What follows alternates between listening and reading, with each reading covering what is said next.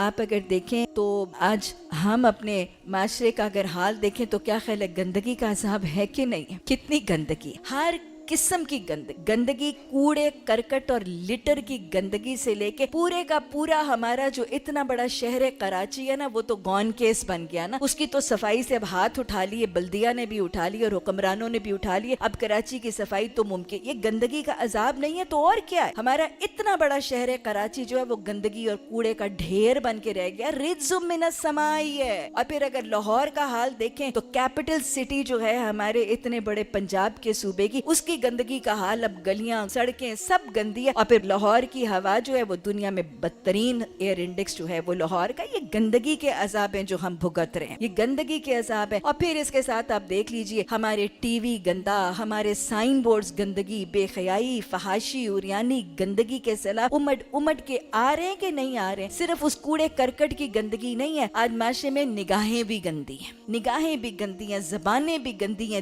دل بھی گندے ہیں، ماحول بھی گندا ہے، انوائرمنٹ بھی گندی ہے، ہوا بھی گندی ہے، گلی کوچے بھی گندے. یہ گندگی کے عذاب ہے، کیونکہ اللہ جو حکم دیتا ہے، اللہ جو باتیں بتاتا ہے، ان کو آج ہم بھی بدلنے کے جسارت کرتے ہوئے نظر آتے ہیں. اللہ ہمیں اپنے عذاب جو ہیں ان کی وجوہات کو سمجھنے اور ایکچوئل کازز کو ایریڈیکیٹ کر کے کامیابی کی طرف پلٹنے کی توفیق عطا فرمائے.